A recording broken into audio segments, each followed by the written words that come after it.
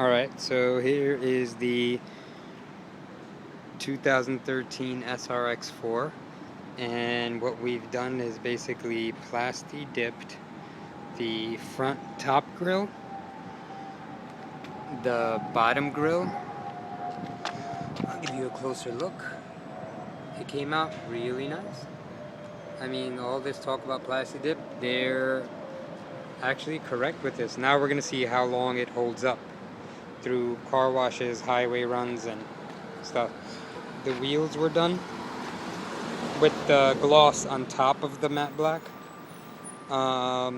The side vents were done, just the front part. There's a LED light in there, so we left the chrome with the back plate so it'll shine off and make it look brighter. The door handles, just the white part, we left the chrome. Here's the back door handle, and the back wheel, and the emblems. There's the Cadillac. I don't know if you can see that, but there's indentations within the flag. It wasn't flat. What is it? Okay, great. And everything done. I don't know if you can see the Cadillac sign. They came out nice.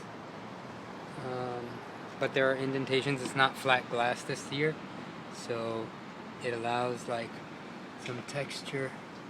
But the Plasti Dip went on everything. There you go. Alright, so give me any questions, and we'll see. I'll keep updating on how long it's been lasting and how well it's doing. Alright, the owner has kids, so the handles should get some work on them. Let's see if they hold up. Alright, later guys.